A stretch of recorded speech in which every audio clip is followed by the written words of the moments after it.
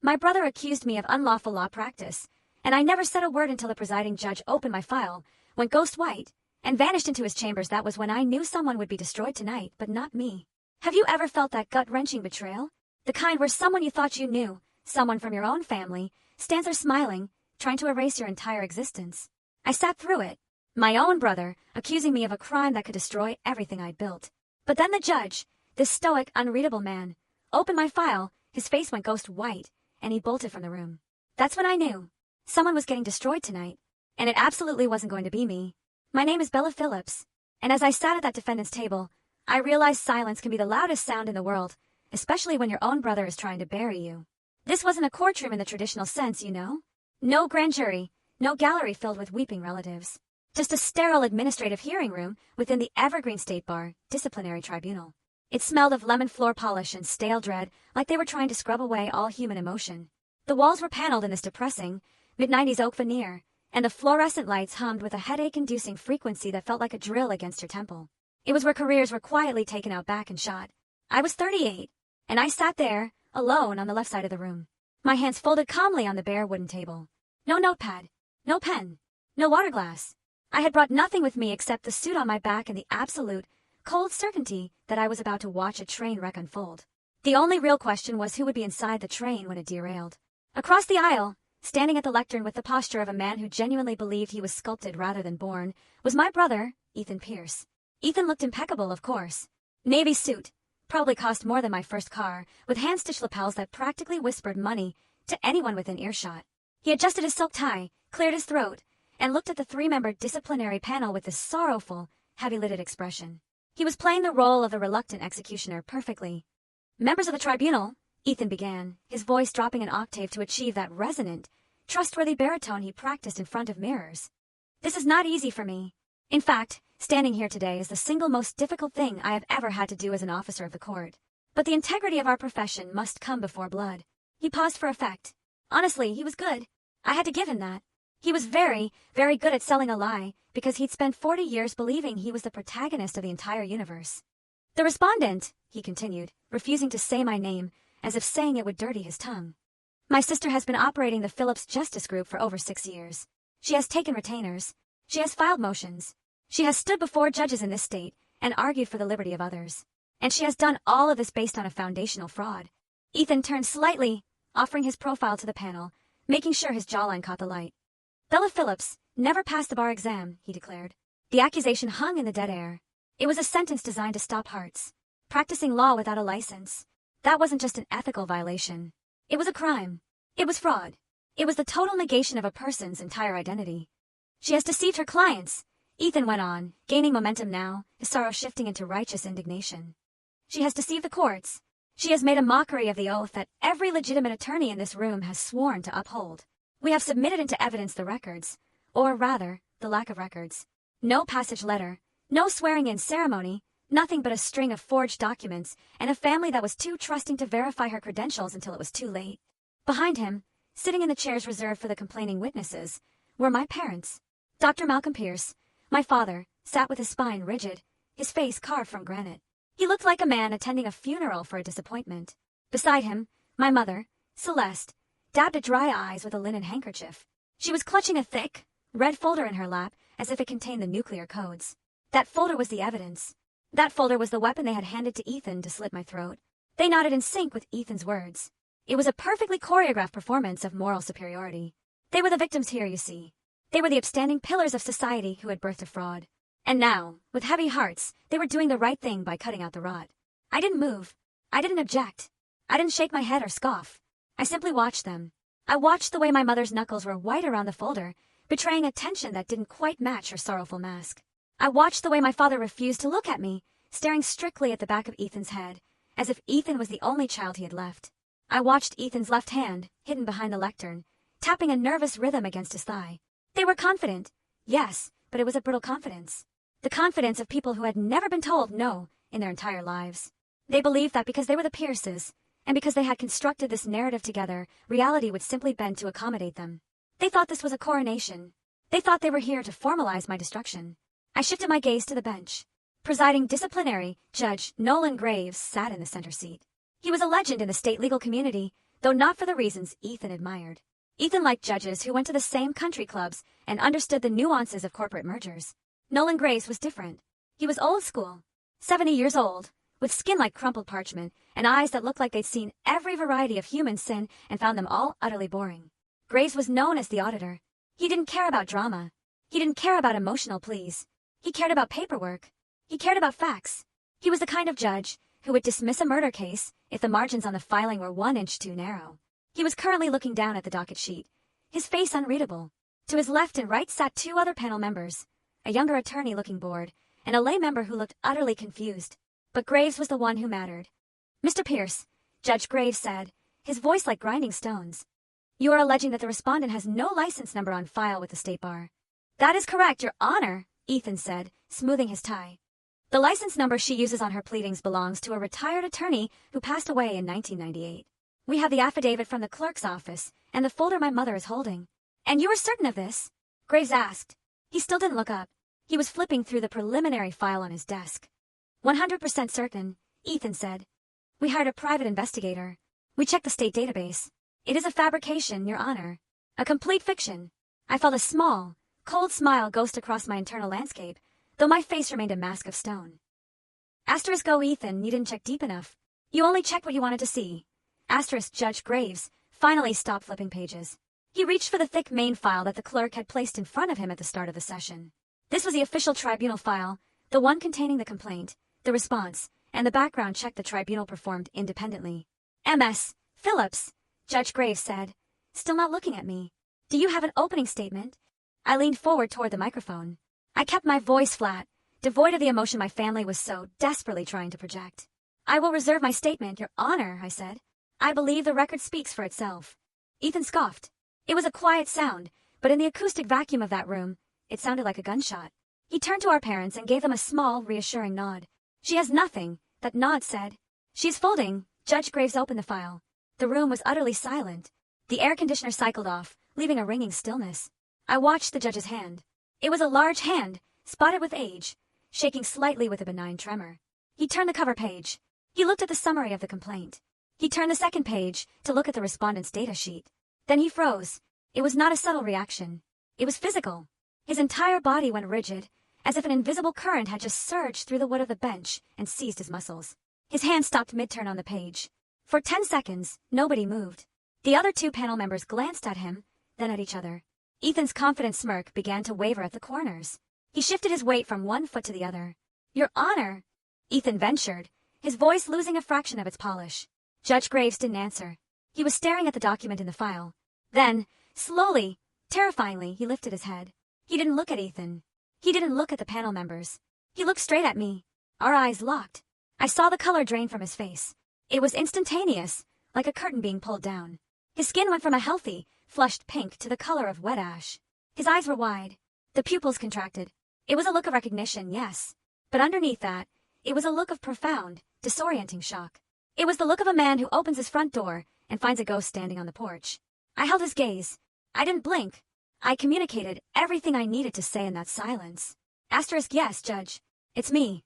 Read the name again. Look at the bar number again. Remember, Judge Graves looked back down at the file. He scrutinized the paper as if trying to detect a forgery, or perhaps hoping the words would simply rearrange themselves into something that made sense. He read the line again. I saw his lips move slightly, silently mouthing a sequence of numbers. Then he slammed the file shut. The sound cracked through the room like a whip. My mother jumped in her seat. Ethan took an involuntary step back, his hero persona cracking to reveal the confused boy underneath. Judge Graves stood up. He didn't stand up gracefully. He shoved his chair back with such violence that it screeched against the floor and hit the wall behind him. He grabbed the file, my file, and clutched it to his chest with both arms, hugging it tight against his black robe. "We are taking a recess," Graves barked. His voice was unrecognizable. The gravel was gone, replaced by a high, thin strain of panic mixed with a fury so intense it made his words tremble. "Your Honor," Ethan stammered. "We have only just begun. The evidence is—" I said recess. Graves roared. He didn't look at Ethan. He was looking at the door to his chambers as if it were a lifeboat and he was drowning. 5 minutes. Nobody leaves this room. Nobody touches anything. He turned and marched toward the door behind the bench. He was moving fast, his robes billowing around him, clutching that file like it contained a live bomb ticking down to 0. He didn't even look at his fellow panel members. He just opened the door, stepped into the shadow of his chambers, and slammed it shut behind him. The lock clicked with a finality that echoed in the stunning silence he left behind. The room was paralyzed. The younger panel member looked at the lay member with wide eyes, mouthing, "What just happened?" The court reporter, whose fingers had been flying across her stenotype machine, hovered her hands in the air, unsure if she should record the slam of the door. I looked at Ethan. He was standing there, his mouth slightly open, his hand frozen in mid-gesture. The script had broken. The teleprompter had gone black. He turned to look at our parents, searching for guidance, but they were just as lost. My father was frowning, his brow furrowed in annoyance and confusion. My mother looked offended, as if the judge's rudeness was a personal slight against her social standing. But Ethan looked scared. He looked back at the empty chair where the judge had been sitting. Then he looked at me for the first time since we walked into the room. He actually looked at me. He was searching for fear on my face. He wanted to see me trembling. He wanted to see me sweating. I allowed my shoulders to relax just a fraction. I unclasped my hands and let them rest on the armrests. I looked at my brother, whose expensive suit suddenly looked like a costume, whose confident smile had dissolved into a rictus of uncertainty. He didn't understand. He thought he was the director of this play. He thought he had cast me as the villain and himself as the savior. He had done his research. Or so he thought. He had the fake documents. He had the parents. He had the arrogance of the Pierce bloodline. But he had forgotten the one rule of the courtroom that I had learned in the trenches, in the holding cells, in the desperate plea bargains at 2 a.m. while he was sleeping in his silk sheets. Asterisk, never ask a question if you don't already know the answer. And never, ever assume you know who the judge is. Asterisk, I looked at the closed door of the judge's chambers. I knew exactly what Nolan Graves was doing right now. I knew he was pacing. I knew he was pouring a glass of water with a shaking hand. I knew he was rereading the name on that file, Bella Phillips, and realizing that the past he thought was buried had just walked into his tribunal and sat down. I looked back at Ethan. He was whispering frantically to his co-counsel, pointing at his papers, trying to regain control of the narrative. Sorry, Ethan, I thought, the words ringing clear and cold in my mind. You picked the wrong person to lie about, and tonight you are going to learn that some siblings bite back. To understand why my brother stood in that hearing room with such a smug smile, you have to understand the house we grew up in. It wasn't a home, not really. It was a museum where we were the exhibits, and the price of admission was our absolute, unwavering obedience. The Pierce residence sat on the most expensive hill in the suburbs, a sprawling colonial estate with manicured hedges that looked like they were cut with laser precision. Inside, the air always smelled of expensive lilies and floor wax. It was a house where you were afraid to sit on the furniture because the velvet was Italian and the coasters were crystal. We didn't have family game nights. We had performance reviews. My father, Dr. Malcolm Pierce, was a cardiothoracic surgeon. He didn't just save lives, he granted them. That's how he saw it. He walked through the world with the arrogance of a man who had held a beating human heart in his hands and decided whether it would keep rhythm. He was cold, clinical, and precise. If you spilled a glass of milk at dinner, he wouldn't yell. He would look at you with the same detached disappointment he gave a resident who had stitched an incision poorly, and he would simply say, "Control yourself, Bella. Chaos is for the weak." My mother, Celeste, was his press secretary. She didn't have a job, she had a calendar. Her life was a strategic campaign of charity galas, silent auctions, and luncheons with the wives of senators. She measured her self-worth in the number of tables she could sell at a fundraiser. To her, children were accessories.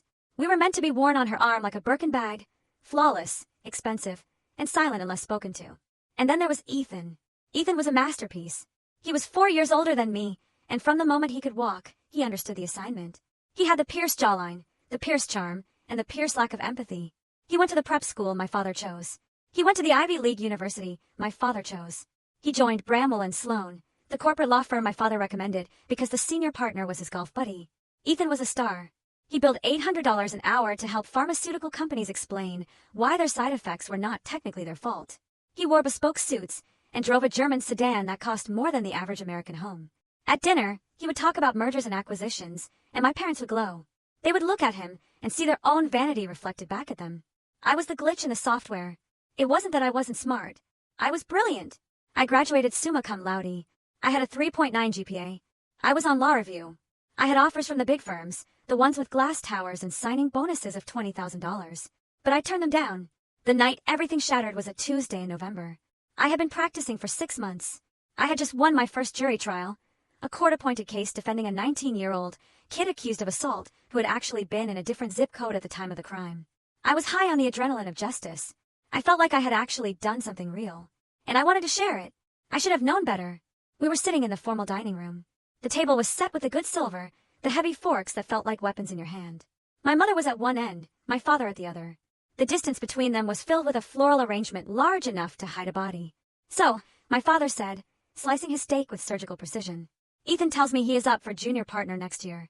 That is a remarkable timeline, son. Ethan swirled his wine, a Cabernet that cost $300 a bottle. It is looking good, Dad. The senior partners liked how I handled the litigation for the chemical plant. We managed to settle for pennies on the dollar. Save the client about $50 million. Excellent, my father said. That is how you build a reputation. Competence commands capital, my mother beamed. I told the ladies at the club today. Mrs. Henderson was so jealous. Her son is still trying to find himself in Europe. Imagine the embarrassment. I took a breath. I wanted a seat at this table. I wanted them to see me. I won my trial today, I said. The silence that followed was instant and suffocating. The clinking of silverware stopped. My father chewed slowly. My mother put down her wine glass with a delicate click. The assault case? My father asked. He didn't look up from his plate. Yes, I said, leaning forward. The prosecution had the wrong guy. The witness identification was flawed. I cross-examined the lead detective for 2 hours. I found the receipt that proved my client was at a gas station 5 miles away. The jury acquitted him in 45 minutes. I waited. I waited for a good job. I waited for a that takes skill. My mother sighed. It was a long-suffering sound, like a tire losing air. So he is out? She asked. The criminal is back on the street. He's not a criminal, Mom, I said, my voice tightening. He was innocent. That is the point. I stopped an innocent person from going to prison for 5 years. He was accused, my father said, finally looking at me. His eyes were like ice. People do not get accused of violent crimes by accident, Bella. You associate with the dregs of society. You spend your days in holding cells that smell of urine and desperation. Do you have any idea how that looks? It looks like justice, I said. It looks like desperation, Ethan chimed in. He smirked. That same superior, pitying smile he would wear years later in the disciplinary tribunal. Come on, Bella. Let's be honest. You are a public defender in a cheap suit. You are not practicing law. You are social working. You are cleaning up messes for people who made bad choices. I am protecting their constitutional rights. I shot back. I am making sure the system works. What do you do, Ethan? You help corporations bury evidence so they can keep poisoning water supplies. You call that law? I call that success, Ethan said smoothly. I call that owning a condo in the city and having a retirement fund at 30 years old. You are barely making $40,000 a year. It is embarrassing. It is not about the money, I said, feeling the heat rise in my cheeks. It is always about the money, my father snapped. He dropped his fork onto his plate with a loud clatter. Money is the scorecard, Bella. Money tells the world your value. When you work for peanuts to defend thugs, you are telling the world that your time, your education, and the name Pierce are worth nothing. I have the same degree as Ethan, I said, my voice trembling now. I passed the same bar exam. I had better grades than he did in criminal procedure. Why does my work count for less just because I don't bill a corporation for it? Because you're embarrassing us, my mother whispered. She looked at me with genuine pain, as if I had just slapped her. Next week is the Hospital Foundation Gala. The governor will be there. When people ask me what my daughter does, what am I supposed to say? That she is a criminal defense attorney. They will think you are one of those billboard lawyers. It is tawdry, Bella. It is low class. Low class. I laughed. A harsh, brittle sound. Mom, I am literally upholding the Bill of Rights. You are being difficult, my father said, closing the subject. You have always been difficult. You had the connections to get into Bramble and Sloan. I made the call. Ethan paved the way. You spit in our faces to go work in a dump of an office with flickering lights. You did it to spite us. I did it because I want to actually help people. I said. You did it because you cannot handle the pressure of the big leagues, Ethan said. He took a bite of his steak, chewing with exaggerated enjoyment. It is okay, little sister. Not everyone is cut out for the top tier. Someone has to represent the bottom of the barrel. I looked at them. I looked at my father, checking his Rolex. I looked at my mother, worrying about the governor's opinion.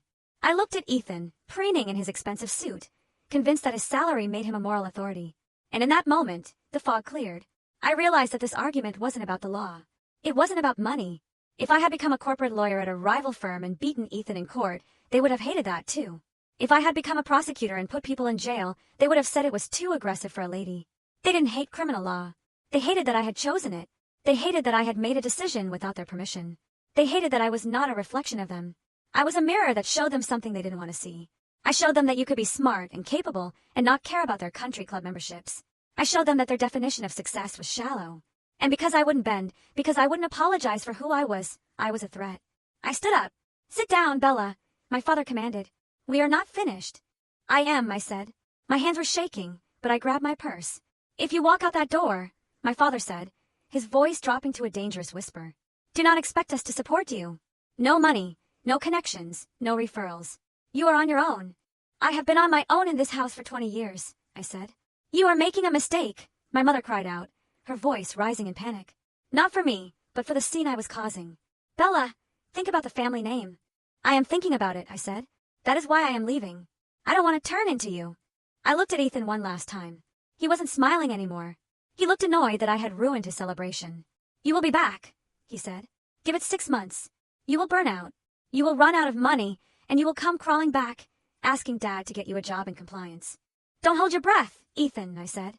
I walked out of the dining room. My heels clicked on the marble floor of the foyer, a sharp, rhythmic sound that echoed like a countdown. I opened the heavy oak front door and stepped out into the cool November night. The air outside tasted different. It didn't smell of lilies and floor wax. It smelled of rain and exhaust and freedom. I got into my beat-up sedan, the one my father refused to ride in, and I drove away. I didn't cry.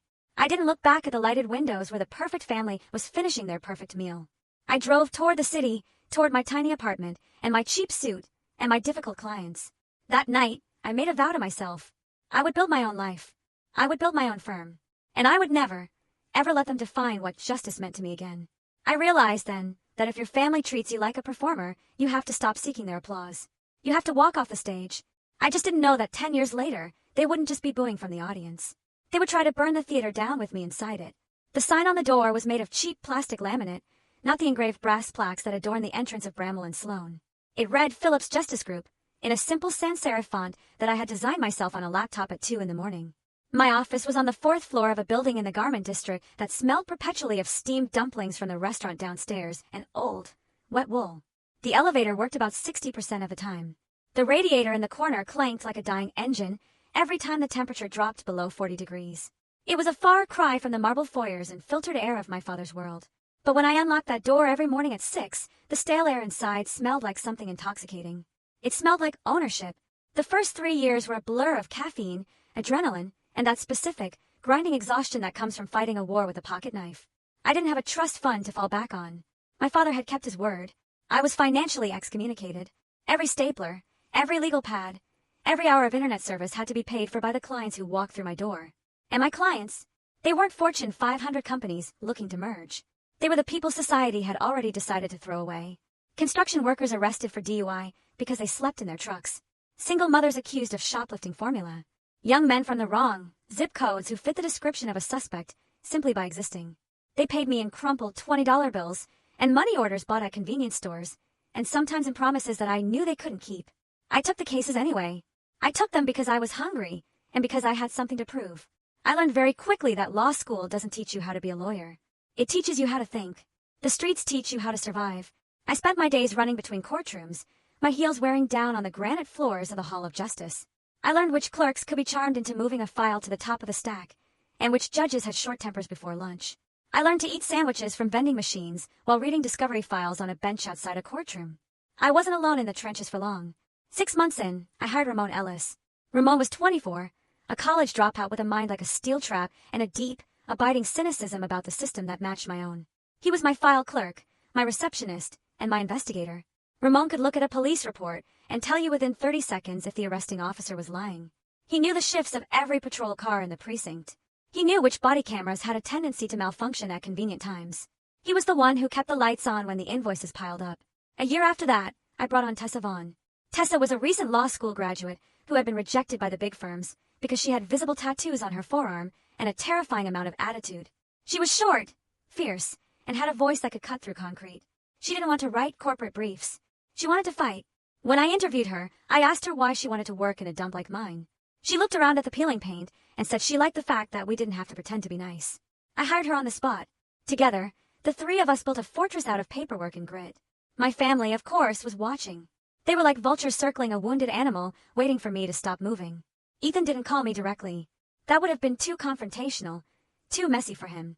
Instead, he forwarded me emails. He would send links to articles from legal journals with titles like The High Failure Rate of Solo Practices or The Mental Health Crisis Among Criminal Defense Attorneys.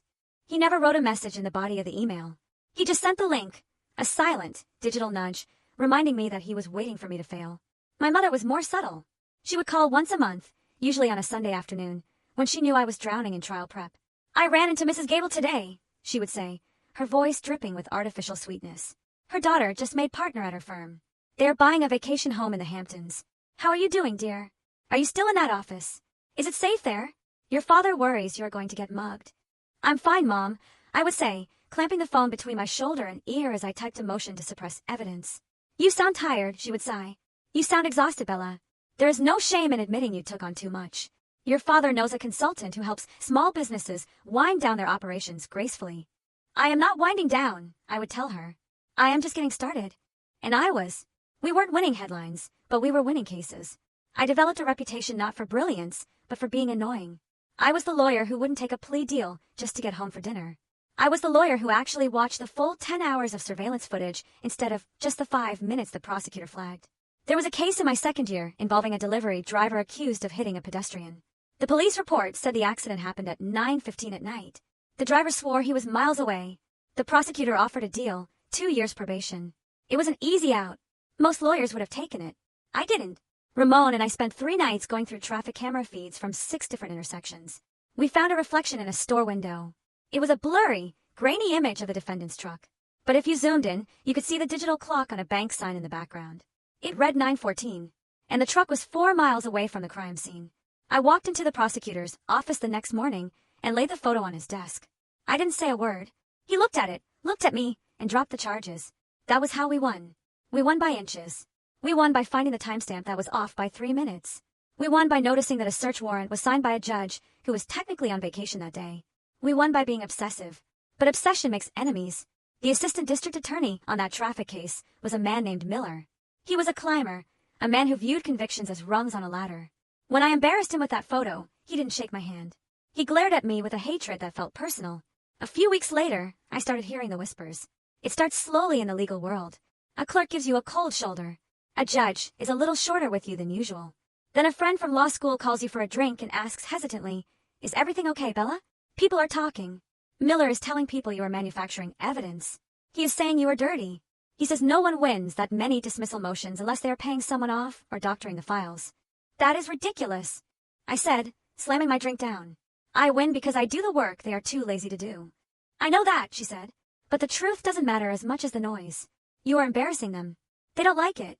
You need to be careful. If you make them look incompetent, they will try to make you look criminal." I realized then that reputation is a fragile thing. In my family's world, reputation was bought with donations and galas. In my world, reputation was a target on your back. The better I got, the more dangerous I became. "We need to be tighter," I said. "From now on, we document everything. Every email, every phone call, every timestamp. If they come for us, I want to have a paper trail so thick it chokes them." We doubled down. We worked harder. I stopped going to family holidays entirely. I stopped answering my mother's calls. I became a ghost to the Pierce family, existing only as a dark rumor they refused to discuss at dinner parties. By the end of the 3rd year, the Phillips Justice Group was solvent. We weren't rich, but the lights stayed on. I had paid off my car. I had a suit that cost more than $200. I felt like I had carved out a small, defensible space in the world where I could breathe. But I was still waiting. I was waiting for the case that would define me. I was waiting for the moment that would take me from being a nuisance to being a force. It came on a Tuesday evening in November. It was raining, a cold, miserable sleet that lashed against the single window in my office. The office was quiet. Tessa had gone home. Ramon was packing up his bag, humming along to the radio. I was staring at a stack of unpaid invoices, wondering if we could afford to upgrade our server. The phone rang. It was the main line. Usually, after 6, the answering service picked up, but for some reason, I reached out and lifted the receiver. "Phillips Justice Group," I said. The voice on the other end was shaking. It was a woman's voice, tight with the kind of fear that makes your throat close up. "Is this Bella Phillips?" she asked. "This is she," I said. "My name is Sarah Holston," the woman said. "My brother told me to call you. He said you are the lawyer who doesn't care who the other side is. He said you don't get scared." I sat up straighter in my chair. I signaled to Ramon to wait. "Who is your brother, Miss Holston?" I asked. "His name is Andre Holston," she said. "He was just arrested this morning. They're saying he stole millions, Miss Phillips. They're saying he ran a Ponzi scheme, but he didn't do it. He is a veteran. He owns a small logistics company. He is being set up." I knew the name, Andre Holston. It had been on the news all day. It was a high-profile white-collar fraud case. The kind of case Bramwell and Sloan would charge $50,000 just to look at. The kind of case that destroyed lives before the trial even started. Why are you calling me? I asked. You need a big firm for this. You need resources. We called the big firms, she whispered. They wouldn't take it. They said it was too messy. They said the people accusing him are too powerful. One of them actually laughed at me. She paused, and I could hear her taking a jagged breath. You are the last name on my list, she said.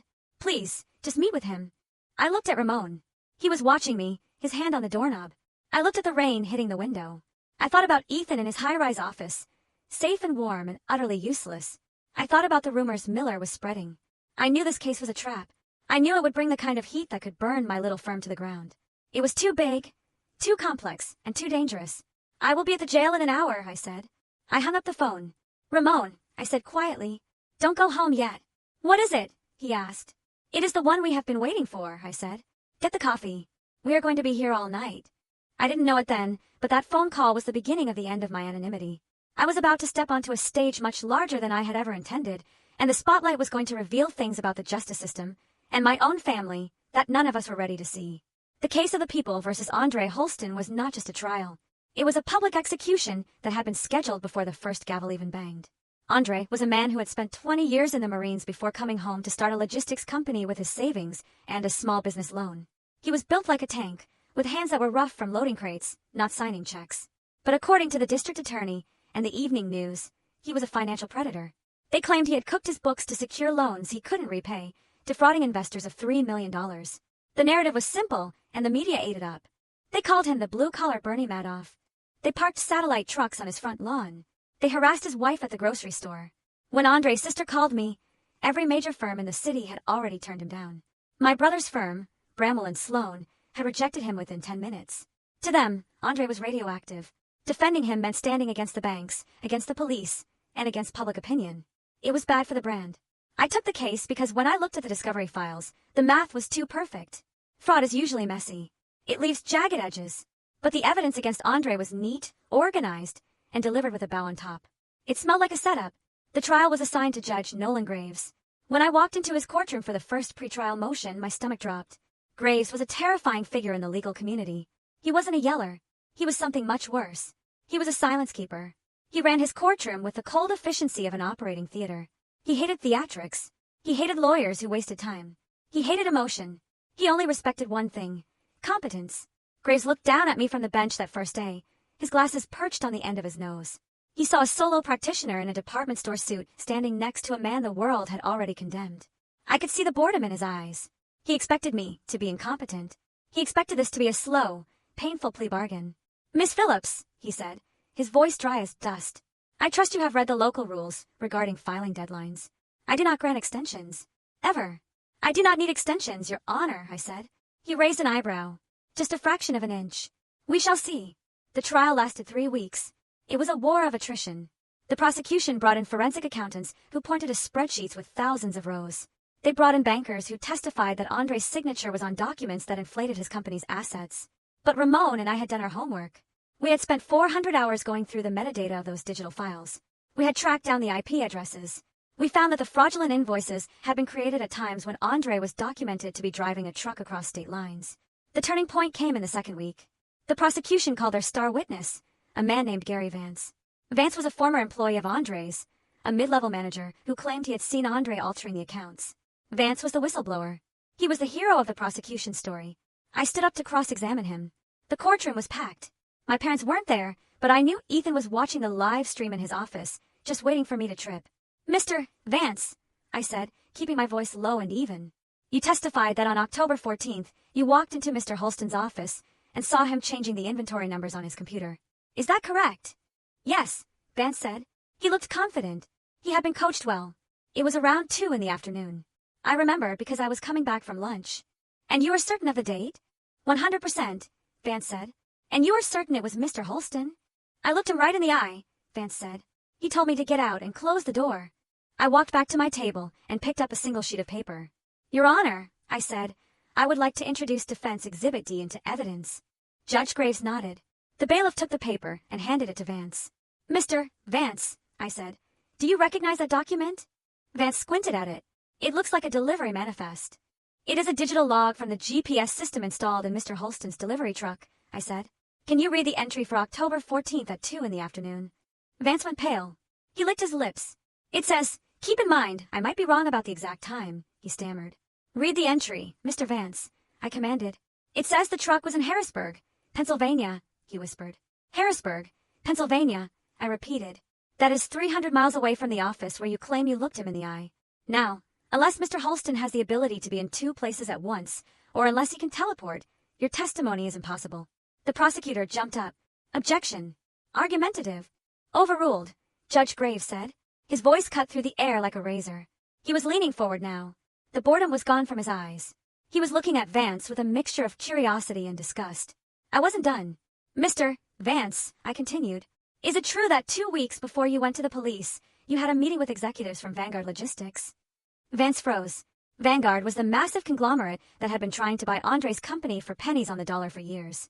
"I interviewed for a job," Vance said. "And did you get the job?" "Yes." "And did that job come with a signing bonus equal to 2 years of your salary at Mr. Holston's company?" The silence in the room was absolute. Even the court reporter stopped typing for a split second. "Yes," Vance whispered. I turned to the jury. I didn't smile. I didn't gloat. I just let the weight of it land. "No further questions," I said. The next day, I put the lead investigator on the stand. Detective Schroeder was a man who was used to being believed. He sat in the witness chair with his arms crossed, annoyed that he had to explain himself to me. I walked him through the investigation. I showed him the emails from Vanguard Logistics that had been sent to his personal account, tips that guided him exactly where to look for the evidence. "Detective," I asked, "did you ever investigate the IP addresses where the fraudulent files were created?" "We didn't need to," Schroeder said. "We had the witness testimony. We had the documents. So you didn't check. It wasn't relevant." "Not relevant?" I asked, raising my voice for the first time in the trial. "A man's life is on the line. He is facing 20 years in prison, and you decided that checking to see who actually typed the fraudulent documents was not relevant." "We follow the evidence where it leads," Schroeder snapped. "No, detective," I said, slamming a stack of server logs onto the railing of the witness stand. "You follow the evidence where you were told to go. If you had checked these logs, which took my paralegal 3 hours to find, you would have seen that the files were modified by a user logged in remotely. A user with an IP address registered to the corporate headquarters of Vanguard Logistics." Schroeder looked at the prosecutor. The prosecutor looked at his shoes. "You let a competitor frame an innocent man because it was the easy win," I said. "You didn't investigate a crime. You participated in a corporate hostile takeover using the badge of the city as a weapon." "Objection!" the prosecutor screamed. "She is testifying." Judge Graves slammed his gavel. "Sustained as to the form, but the jury will note the evidence regarding the IP addresses." Graves looked at me for a second. Our eyes met. There was no warmth in his gaze, but there was something else. There was respect. It was the look a master craftsman gives to an apprentice who has just cut a diamond perfectly. My closing argument was not emotional. I didn't beg the jury for mercy. I didn't cry about Andre's service to his country, though I could have. I simply walked over to a whiteboard and drew a timeline. I wrote down the dates of the alleged fraud. I wrote down the dates of Vanguard's job offer to Vance. I wrote down the IP addresses. "The prosecution wants you to believe in a coincidence," I told the jury. "They want you to believe it is a coincidence that the evidence appeared exactly when a competitor wanted to buy this company. They want you to believe it is a coincidence that the star witness got a massive payout the week before he went to the police." I looked at Andre, who was holding his wife's hand, so hard his knuckles were white. "The law is not about coincidences," I said. "The law is about facts, and the fact is the only thing Andre Holston is guilty of is refusing to sell his life's work to a bully." The jury deliberated for 4 hours. When they came back, the courtroom was electric. The air felt thin. I stood next to Andre. I could feel him shaking. "We the jury," the foreperson read, "find the defendant, Andre Holston, not guilty on all counts." The room exploded. Andre collapsed into his chair, sobbing. His wife screamed. Reporters were already sprinting for the door to file their stories. I didn't celebrate. I felt a wave of exhaustion hit me, so hard I almost had to hold onto the table to stay upright. I began packing my bag. I put my files away one by one, keeping my hands steady. I looked up at the bench. Judge Graves was still sitting there. He waited for the room to clear out a bit. He waited until the chaos had subsided into a dull roar. He caught the eye of his bailiff and handed him a small, folded piece of thick cardstock. The bailiff walked over to my table and placed it on top of my briefcase. I watched Judge Graves stand up, gather his robes, and walk out of the courtroom without looking back. I opened the note. It was written in fountain pen in a sharp, angular script. "Asterisk, Miss Phillips. Whatever law school you attended, they did not teach you what you did in my courtroom this week. That was instinct. It was rare advocacy. Do not let the city break you. A. Graves, asterisk." I stared at the note. A lump formed in my throat. tighter and more painful than any insult my family had ever hurled at me. For 10 years, I had been told I was doing it wrong. I had been told I was a disappointment. I had been told I was playing in the dirt. And here, the most feared judge in the state had just told me I was real. I folded the note carefully and put it in the inside pocket of my suit jacket, right next to my heart. I didn't know it then, but that piece of paper was more than a compliment. It was a lifeline. I walked out of the courthouse and into a wall of flashing cameras. "Miss Phillips," the reporter shouted, shoving a microphone in my face. "They are calling you the lawyer who doesn't bow. How does it feel to beat the system?" I looked at the camera. Somewhere I knew Ethan was watching. "The system works," I said, my voice steady. "You just have to be willing to fight for it." That night, my phone didn't stop ringing. My inbox flooded with requests for representation. The Phillips Justice Group was no longer a joke. We were a threat. And as I would soon find out, when you become a threat to the established order, the order strikes back. While the flashbulbs were popping outside the courthouse, and the city was crowning me its new legal darling, a very different scene was playing out across town in the glass-walled corner office of Bramble and Sloan. I didn't know it at the time, of course. I was too busy answering phone calls and trying to process the fact that I had just, for the first time, truly beaten the system. But later, through subpoenas, recovered hard drives, and the tearful confessions of men who realized too late that they were disposable pawns, I pieced together exactly what my brother was doing while I was celebrating. Ethan wasn't just jealous. Jealousy is a passive emotion. It sits in your gut and rots you from the inside. What Ethan felt was panic. For years, my brother had walked through the corridors of his firm like a prince in waiting. He had the right last name, the right suits, the right degree. But inside the high-pressure ecosystem of corporate law, the name Pierce could only carry you so far. You eventually had to generate revenue. You had to bring in the whales. And Ethan, for all his charm, was mediocre at the actual practice of law. He was a handshaker, not a rainmaker. And he had a secret. It was a secret buried deep in the billing software of Bramble and Sloan, hidden behind layers of alphanumeric codes and client trust accounts. Ethan had a lifestyle that his salary, generous as it was, could not support. He had a gambling habit that he called speculative investing, and a taste for luxury travel that he felt he was entitled to by birthright. To cover the gap between his reality and his desires, Ethan had been borrowing. He had been padding billable hours on massive class action lawsuits where he thought no one would notice an extra 10 hours here or there. He had been dipping into client retainer funds, moving money around like a shell game to cover his tracks before the monthly reconciliations. It was a delicate, dangerous dance, and he had managed to keep the music playing for 2 years. But the music was about to stop. 3 days before the Holston verdict, a senior partner had walked into Ethan's office. He hadn't come to chat about golf. He had come to mention that the firm was bringing in an external audit team to review the escrow accounts for the upcoming fiscal quarter. Ethan was sitting on a landmine. If the auditors looked too closely at the accounts for the chemical merger he was handling, they would find a hole worth $200,000. He would be disbarred. He would go to prison. The Pierce name would be mud. He needed a way out. He needed a distraction so chaotic, so blindingly scandalous, that the partners would be too busy doing damage control to look at his spreadsheets. Or better yet, he needed to look like the ultimate ethical crusader, the man who was willing to sacrifice his own sister to protect the sanctity of the profession. If he turned me in, if he exposed a massive fraud in his own family, he would be untouchable. Who investigates the whistleblower? But to do that, he needed a crime. And since I hadn't committed one, he had to build one. He started with our parents. I can picture the scene in my mind perfectly. It was likely a Wednesday night dinner. Ethan would have arrived looking haggard, carrying the weight of the world on his shoulders. He would have poured himself a drink, sighed, and waited for my mother to ask what was wrong. "It's Bella," he would have said, shaking his head. I didn't want to believe it, but I've been looking into her cases. The Holston win. It doesn't make sense, Mom.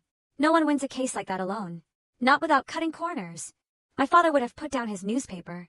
"What are you saying?" "I'm saying she isn't playing by the rules," Ethan would have lied, his voice thick with fake concern. "I checked the state registry. There are irregularities. I don't think she ever actually passed the bar exam. Dad, I think she forged her credentials." To anyone who knew me, the idea was laughable. I had studied for that exam until my eyes bled. But my parents didn't know me. They only knew the version of me that existed in their heads, the rebellious, difficult daughter who refused to listen to reason. To them, the idea that I was a fraud made perfect sense. It explained why I worked in a dumpy office. It explained why I didn't join a big firm. It validated every doubt they ever had about me. "She is going to destroy us," my mother would have whispered, clutching her pearls. "If this gets out, that is why we have to get ahead of it," Ethan told them. "We have to be the ones to report it. It shows we have integrity. It shows we are victims of her deception, not accomplices." He weaponized their vanity. He turned their fear of embarrassment into a loaded gun and pointed it at my head. They agreed to support him. They agreed to sign the affidavit. They agreed to destroy their daughter to save their reputation. But Ethan needed more than just parental disappointment. He needed physical proof. This was where he brought in leverage. There was an IT technician at Bramwell and Sloan named Kevin. Kevin was a quiet guy, invisible to the partners, the kind of person who fixed the printers and reset passwords. But Kevin had a problem. He owed money to a loan shark, a debt that was spiraling out of control. Ethan knew this because Ethan knew everything about the people he could use. Late one night, when the cleaning crews were vacuuming the hallways, Ethan called Kevin into his office. He didn't offer to help Kevin out of the goodness of his heart. He offered a transaction. "I need a file created," Ethan told him. "And I need it to look old." Kevin was good at his job. He didn't just open Photoshop. He went into the metadata. He created a digital document that looked exactly like a state bar exam result notification from 10 years ago. He used the correct font. He used the correct letterhead. And then he carefully edited the text to say fail instead of pass. He didn't stop there. He altered the timestamps on the file to make it look like it had been created a decade ago. He buried it in a folder of family archives on a thumb drive that Ethan provided. Then came the emails. Ethan sat at his keyboard and wrote a series of emails to a dummy account. In these emails, he posed as a concerned brother asking me about my license. Then he logged into the dummy account and wrote replies as Bella. "I know I didn't pass, Ethan, but who is going to check?" The fake Bella wrote. Asterisk, "I just need to make some money before I retake it. Please don't tell Dad." Asterisk, he printed these emails out. He crumpled them slightly to make them look red and reread. He was building a paper trail of guilt, a narrative so compelling that any disciplinary judge would look at it and see a slam dunk. He even recruited witnesses. He went to my mother's charity circle, the wealthy women who spent their days planning galas and gossiping. He told them the tragic news about his sister's mental break and her fraudulent career. He hinted that I had swindled money from the family. "I just want to make sure she gets help," he told them, with tears in his eyes. One of them, a woman named Mrs. Higgins, who had known me since I was a child, nodded sympathetically. "I always thought she seemed unstable," she said. "I would be happy to testify to her character." "Ethan, you are a saint for handling this." He had the motive. He had the parents. He had the tech. He had the witnesses. But the truly twisting knife, the part that revealed the absolute depth of his rot, was what he planned to do after I was gone. Ethan didn't just want me disbarred. He wanted my book of business. He had watched the news coverage of the Holston trial. He saw the line of potential clients forming around my block. He saw the value in the brand I had built. His plan was simple. Once the state bar suspended my license, my clients would be left stranded. They would need immediate representation. And who better to step in than the brother of the disgraced attorney? He would approach them with a mournful look. He would say, "I am so sorry for what my sister did to you. Bramwell and Sloan would like to offer you pro bono services to clean up this mess. We will make it right." He would take my clients. He would take the glory. He would bring that revenue back to his firm and say, "Look, I turned a family tragedy into a business win." The partners would be so impressed they would forget all about the audit. He would use the corpse of my career to plug the hole in his own finances. It was brilliant. It was sociopathic. And it was almost ready. On the night before he filed the complaint, Ethan sat in his office. The city lights were twinkling below him. He had the folder on his desk, the same thick folder he would later hand to Judge Graves. It contained the fake bar exam results, the forged emails, the affidavit signed by our parents, and a formal complaint drafted on his firm's letterhead. He ran his finger over the edge of the paper. He took a sip of scotch. He felt a surge of power. He'd always been the golden child, but he had always felt threatened by my intelligence. Now, he was going to use his intelligence to erase mine. He picked up his phone and dialed the number for the State Bar's disciplinary intake office. He didn't leave a message. He just wanted to hear the menu options to reassure himself that the machinery was real. He hung up. He looked at the photo of our family on his desk, a picture taken years ago where he was smiling and I was looking away from the camera. "Goodbye, Bella," he whispered to the empty room. He truly believed he had thought of everything. He believed that the Pierce name was a shield that could deflect any arrow. He believed that because he had money in a big office, the truth was whatever he said it was. He didn't realize that in his haste to build a lie, he had made mistakes. He didn't realize that Kevin, the IT guy, had left a digital fingerprint that a good forensic analyst could find. He didn't realize that the fail letter had a formatting error that only existed in documents from 5 years ago, not 10. And most of all, he didn't realize that by dragging me into the light, he was also dragging himself out of the shadows. He was so focused on the trap he had dug for me that he forgot to check the ground he was standing on. He put the file in his briefcase and clicked the lock shut. It was a sharp, mechanical sound, the sound of a steel trap setting. He walked out of his office, whistling. He was going to sleep like a baby tonight. After all, tomorrow was the day he became a hero. Tomorrow was the day he finally killed the competition. He had no idea that he was actually walking toward his own funeral. The envelope arrived on a Tuesday morning, delivered by a process server who looked like he would rather be anywhere else. He dropped the thick, heavy packet on Ramon's desk, mumbled a requirement for a signature, and walked out before the door had even fully closed. Ramon didn't open it. He knew what a certified letter from the State Bar of Evergreen looked like. He brought it into my office, his usual swagger replaced by a quiet, terrified hesitation. He placed it on my blotter, as if it were a stick of dynamite that had already been lit. I sliced the envelope open. I pulled out the stack of documents. The cover sheet was standard administrative brutalism. It was a notice of disciplinary charges, but the bold, capitalized words in the center of the page made the air leave my lungs. Unauthorized practice of law. Below that, in slightly smaller text, was the threat. Interim suspension pending investigation. I sat there, freezing in the heated air of my office. For a lawyer, this isn't just an accusation. It's an eraser. They weren't saying I was a bad lawyer. They were saying I wasn't a lawyer at all. They were claiming that every motion I had filed, every jury I had picked, and every client I had defended for the past 6 years was a lie. I turned the page to the formal complaint. I expected to see Ethan's name. I was ready for that. I knew he was coming for me, but I was not ready for the bottom of page 3. There, below the paragraph alleging that I had fabricated my credentials, were 3 signatures. The first was Ethan's, a sharp, aggressive scrawl. But below his were 2 others, Malcolm Pierce, Celeste Pierce. My father's signature was precise, surgical, the same way he signed prescription pads. My mother's was looped and elegant, the signature she used on charity checks. They had co-signed the complaint. They had gone on the official record to say that their daughter was a fraud. I felt a physical blow to my chest, a dull, heavy ache that radiated outward. I had walked away from them. I had accepted their rejection. But this was different. This was active destruction. They weren't content to let me be the black sheep. They wanted to shear me.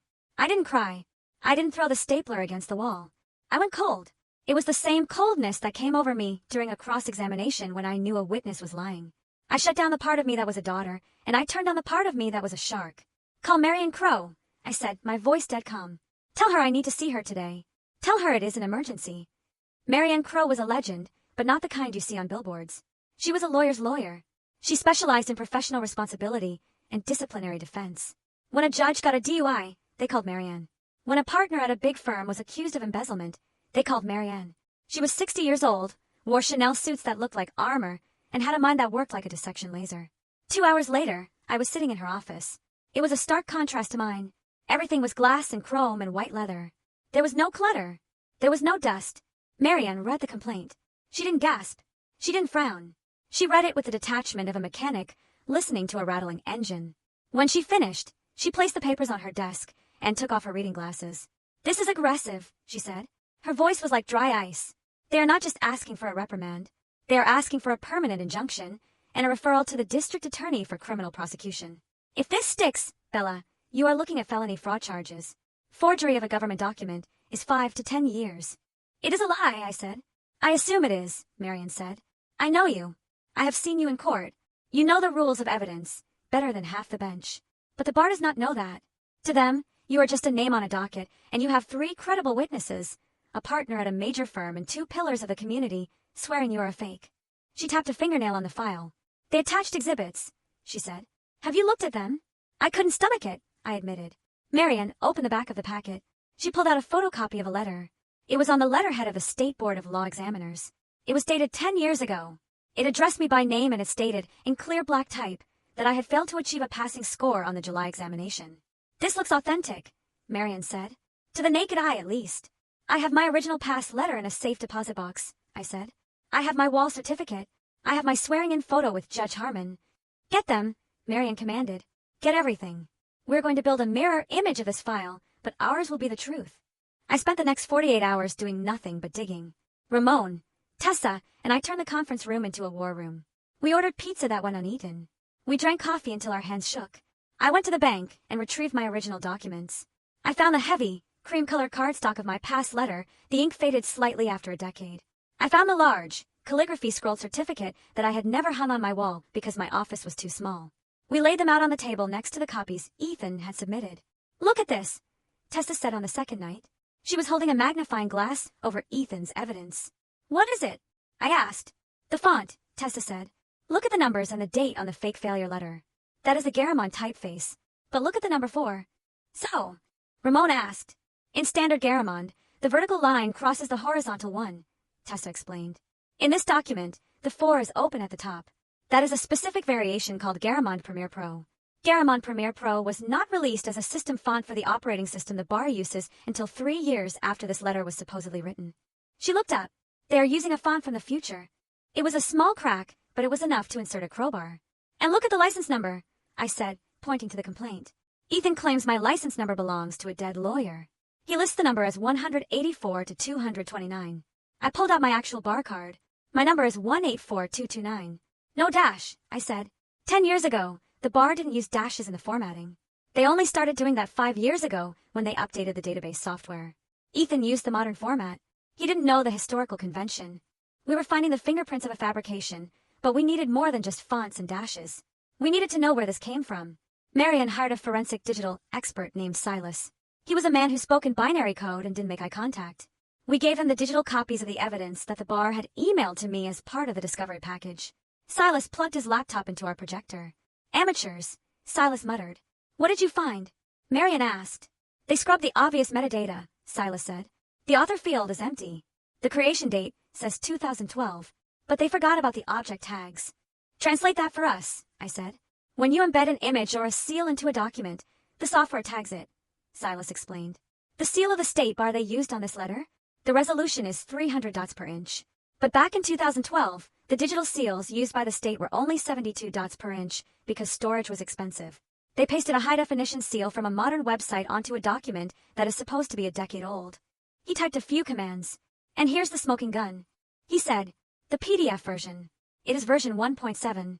That version of the PDF standard was not released until 2008, but it was not widely adopted by government agencies until 2015. There is zero chance a state agency was generating version 1.7 PDFs 10 years ago. I looked at the screen. It was all there. The lie was dissolving into ones and zeros. We have them, Ramon said, grinning. We send this to the bar council right now. They will drop the charges by lunch. No, I said. The room went quiet. Bella is right, Marian said, a cruel smile touching her lips. If we send this now, Ethan will claim it was an honest mistake. He will say he was given bad information. He will blame a clerk. He will wiggle out of it. He wants a hearing, I said. We will give him a hearing. We let him get on the stand. We let him swear under oath that these documents are genuine. We let him commit perjury in front of a disciplinary judge. And then, when there is no way back, when he has tied the noose around his own neck, we kick the chair away. It was the most dangerous strategy we could choose. If the judge believed Ethan before we could prove the fraud, I would be suspended immediately. But I was done playing defense. I wanted to end this. However, I had a nagging fear, a paranoia born from knowing exactly how much money my family had. What if he got to the source? I asked Marianne. What if he paid someone at the Board of Law Examiners to delete my real record? If the judge calls the archive and my name is missing, none of our metadata arguments will matter. Marianne nodded. It is a risk. Bramwell and Sloan has deep pockets. I need an insurance policy, I said. I didn't use the phone. I didn't send an email. I wrote a formal letter to the State Board of Law Examiners, the separate agency that administers the test and keeps the permanent archives. I addressed it to the Director of Records, personally. I requested a certified historical verification. It was a document usually only requested for high-level security clearances or federal judgeships. It required a physical search of the microfiche archives, the hard copy vaults that could not be hacked or deleted. I sent Ramon to the capital city to deliver the request by hand. Do not leave until they hand you the sealed envelope, I told him. I don't care if you have to sleep in the lobby. I want the physical paper with the embossed gold seal, and I want the chain of custody signed by the director. Ramon drove 4 hours. He texted me at 3 in the afternoon. Package secured. The director looked annoyed, but I got it. Good. I texted back. Put it in your safe. Do not bring it to the office. Do not tell anyone you have it. The night before the hearing, I sat in my apartment. I looked at the dress I was going to wear. It was simple, navy blue, professional but not flashy. I looked at the binder of evidence we had prepared. I thought about my mother and father. I thought about the times I had tried to make them proud. I thought about the moment I realized they would never love me as much as they loved their own reflection. They had signed that complaint. They had tried to take my life away. I closed the binder. The sadness was gone. There was only the cold, hard clarity of the law. You wanted a trial, Ethan, I whispered to the empty room. Asterisk, you wanted to see who the real lawyer in the family is. Well, big brother, class is in session. Asterisk, I went to sleep, and for the first time in weeks, I didn't dream. I just waited for the morning, and for the sound of the gavel that would end the Pierce family as we knew it. The morning of the hearing felt less like a legal proceeding and more like a coronation. The sun was cutting through the high windows of the tribunal room, illuminating dust motes dancing in the air. But the atmosphere down at the tables was heavy enough to crush bone. I arrived 15 minutes early. I wanted to be seated and still before the circus came to town. I wore a charcoal suit, tailored and sharp, with a white silk blouse underneath. No jewelry, no watch, no distractions. I pulled my hair back into a severe, tight bun. I was not here to be Bella the daughter, or Bella the sister. I was here as Bella Phillips, attorney at law, and my posture was the only opening argument I intended to make. Marian Crowe sat beside me. She was an iceberg in a tweed jacket. She arranged her pens in a perfect line, opened her notebook, and then sat with her hands folded, completely motionless. We didn't speak. We had said everything we needed to say in the war room. Now, we just had to wait for the trap to spring. At 9 o'clock sharp, the double doors swung open. Ethan entered first. He walked with a bounce in his step, a kinetic energy that screamed victory. He was flanked by a young associate from Bramwell and Sloan, a man named Sterling, who looked like he had been manufactured in a factory that produced generic corporate lawyers. Sterling was carrying a leather briefcase that looked heavy, presumably filled with a mountain of evidence Ethan had fabricated. Behind them came my parents. My mother wore a shade of gray, usually reserved for memorial services. She clung to my father's arm, her face a mask of tragic resolve. My father walked with his head high, but his eyes were fixed on the middle distance, refusing to acknowledge my existence on the left side of the room. They took their seats in the gallery directly behind Ethan, arranging themselves like a Greek chorus, ready to sing the tragedy of their disappointment.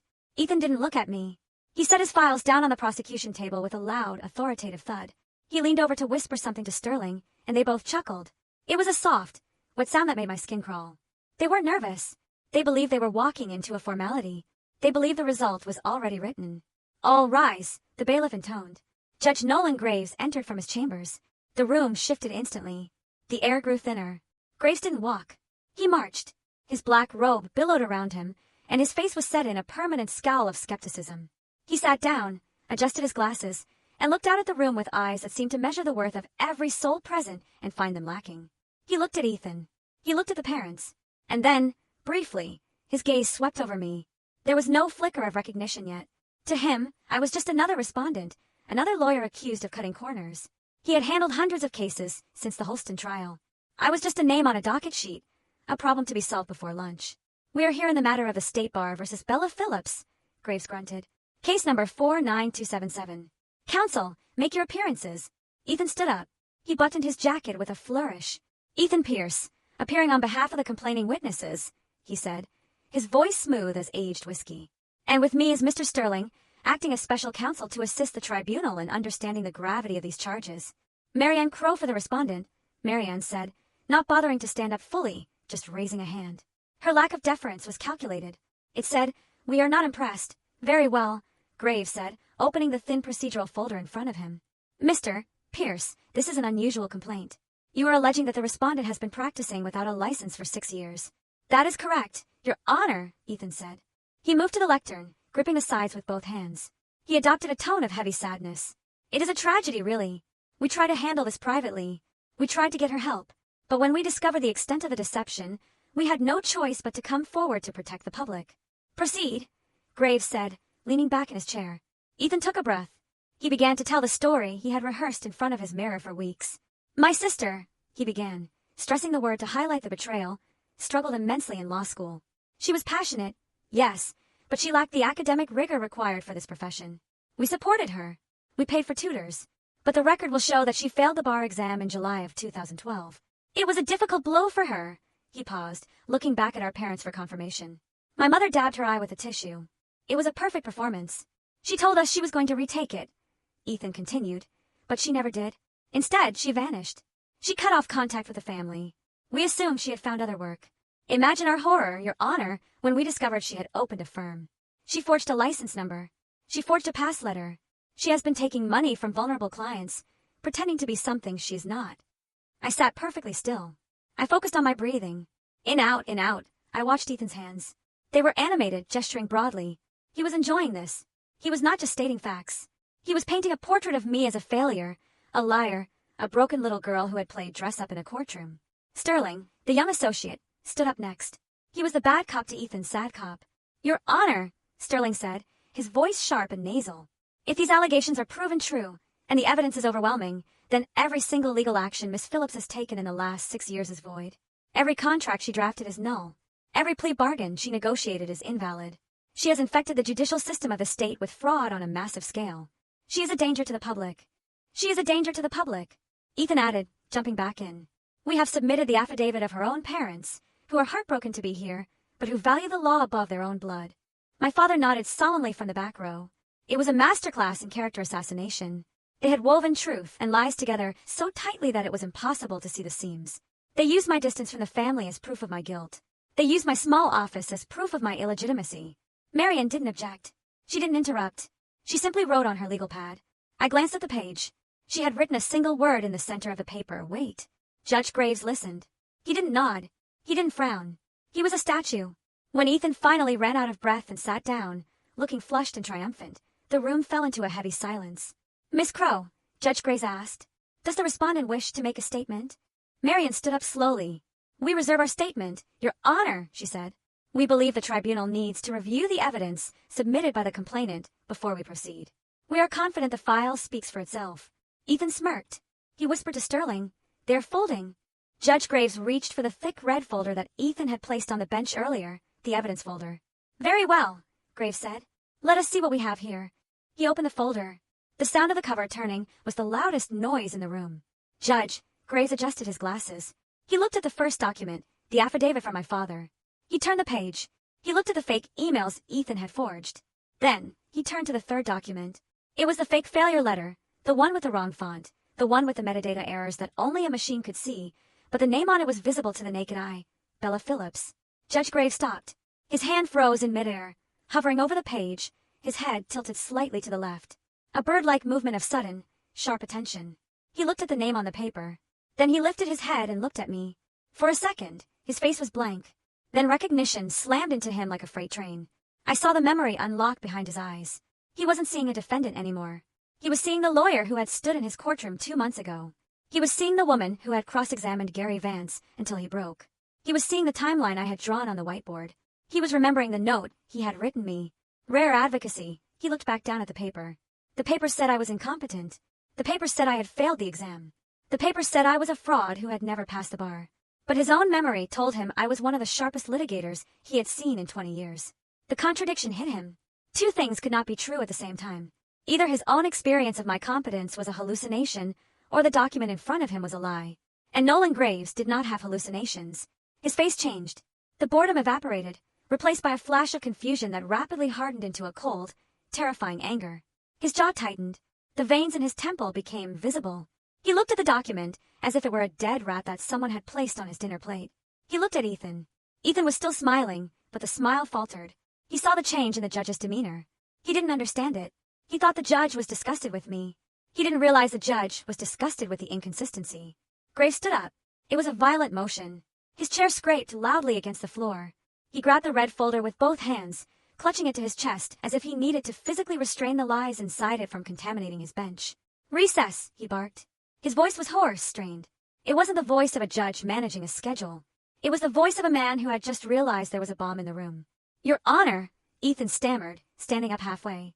We haven't even, I said recess. Graves roared. He didn't look at Ethan.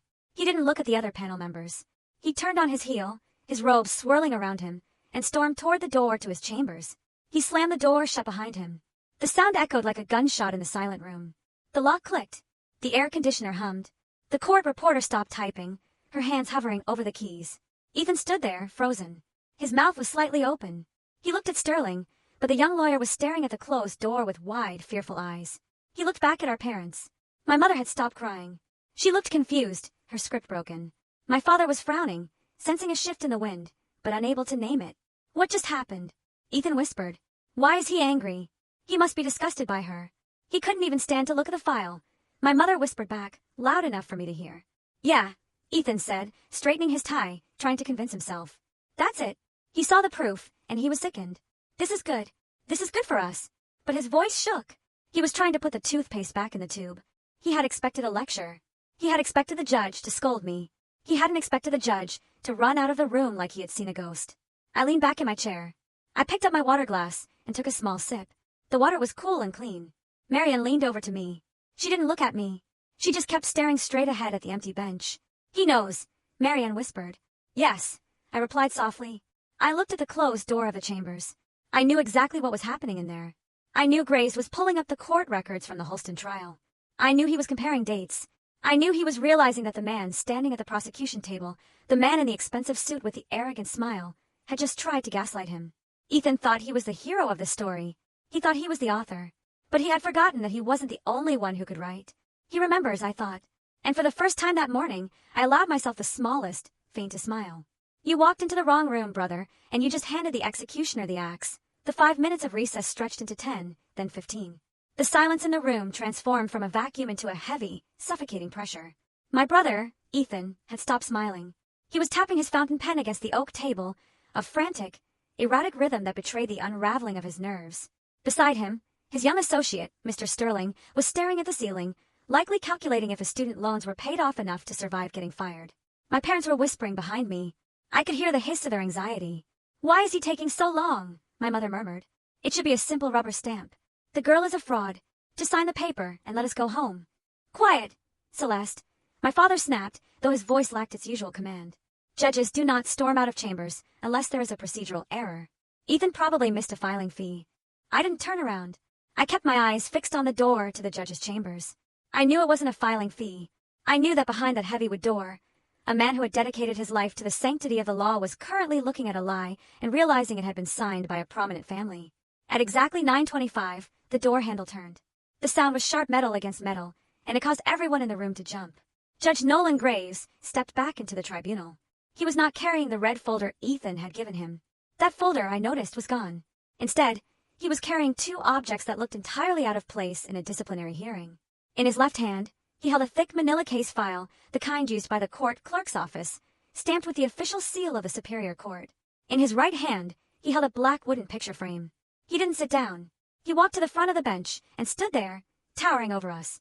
He placed the manila file on the ledge. Then, with a deliberate, heavy movement, he placed the framed document in the center of the bench, facing outward so everyone could see it. It was not a picture. It was a verdict form. It was the original jury verdict from the case of the people versus Andre Holston. It was mounted behind glass, preserving the moment when 12 citizens had agreed that justice had been served. Judge Graves placed his hands on the bench and leaned forward. The veins in his neck were visible. He looked like a storm front that had finally made landfall. "Mr. Pierce," Judge Graves said. His voice was terrifyingly quiet. It was the low rumble of an earthquake before the ground splits open. "Do you know what this item is?" Ethan blinked, confused by the object. He stood up slowly, smoothing his jacket. "I am not sure, Your Honor," Ethan said. "Is that a memento?" "It is a reminder," Graves said. "It is the verdict form from a trial I presided over 2 months ago. A complex financial fraud case. 3 weeks of testimony. Dozens of motions. It was one of the finest displays of criminal defense advocacy I have witnessed in 30 years on the bench. I kept a copy of the verdict because it restored my faith that the system actually works." Ethan looked at the frame, then at me, then back at the judge. He didn't understand. "That is very inspiring, Your Honor," Ethan said, trying to regain his footing.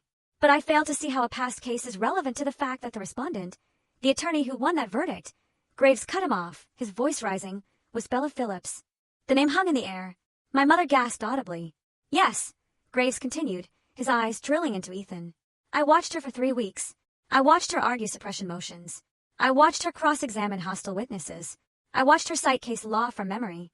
I watched her instruct the jury on the nuances of intent." Graves picked up the manila file he had brought with him. He slammed it down on the desk. "And now," Graves said, "you stand in my tribunal under oath. And you tell me that the woman who performed that work, the woman who understood the law better than the prosecutor, has never passed the bar exam." Ethan's face went pale, but he didn't back down. He couldn't. He was too far out on the limb. If he retreated now, he fell. "Your Honor," Ethan said, his voice taking on a desperate, pleading edge. "That is exactly the point. She is a fraud. She is a con artist. She fooled you just like she fooled her clients. The fact that she is good at acting like a lawyer does not mean she's won. We have the official records. We have the failure letter." "The official records," Graves repeated. He tasted the words like spoiled milk. "Yes," Ethan insisted, pointing to the empty spot where his red folder used to be. "The State Bar's own records show she failed in 2012. You cannot argue with the documentation." "I am not arguing," Graves said. "I am cross-referencing." He opened the manila file he had brought from his chambers. During the recess, Graves said, his voice turning to ice, "I took the liberty of contacting the director of the Office of Attorney Admission. I did not check the public website, Mr. Pierce. I had them pull the physical microfiche from the vault. I had them verify the license number directly from the master list." Ethan froze. The blood drained from his face, so fast it looked like a medical event. "And do you know what I found?" Graves asked. He pulled a document from the manila file. It was a fax, the ink still fresh and warm. He held the paper up, She is a lawyer, Mr. Pierce. She has been a lawyer for 6 years. She is, in fact, a better lawyer than the one standing in front of me right now. The room spun. I could feel the energy shift, physically. The panel members who had looked at me with suspicion an hour ago were now looking at Ethan with expressions of horror. That is impossible. Ethan stammered. There must be a mistake. Our investigator found the letter in the folder. Ah, yes, Graves said. The letter. He reached under the bench and pulled out the red folder, Ethan's evidence. He held it with 2 fingers, as if it were contaminated. I looked at your letter, Mr. Pierce, and because I have been a judge in the state for a very long time, I noticed something. Grace opened the folder and pointed to the failure notice Ethan had forged. You see the signature at the bottom? Graves asked. He had expected a lecture. He had expected the judge to scold me. He hadn't expected the judge to run out of the room like he had seen a ghost. I leaned back in my chair. I picked up my water glass and took a small sip. The water was cool and clean. Marian leaned over to me. She didn't look at me. She just kept staring straight ahead at the empty bench. He knows, Marian whispered. Yes, I replied softly. I looked at the closed door of the chambers. I knew exactly what was happening in there. I knew Graves was pulling up the court records from the Holston trial. I knew he was comparing dates. I knew he was realizing that the man standing at the prosecution table, the man in the expensive suit with the arrogant smile, had just tried to gaslight him.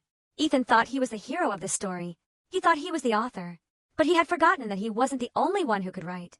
He remembers, I thought. And for the first time that morning, I allowed myself the smallest, faintest smile. You walked into the wrong room, brother, and you just handed the executioner the axe. The 5 minutes of recess stretched into 10, then 15. The silence in the room transformed from a vacuum into a heavy, suffocating pressure. My brother, Ethan, had stopped smiling. He was tapping his fountain pen against the oak table, a frantic, erratic rhythm that betrayed the unraveling of his nerves. Beside him, his young associate, Mr. Sterling, was staring at the ceiling, likely calculating if his student loans were paid off enough to survive getting fired. My parents were whispering behind me. I could hear the hiss of their anxiety. Why is he taking so long? My mother murmured.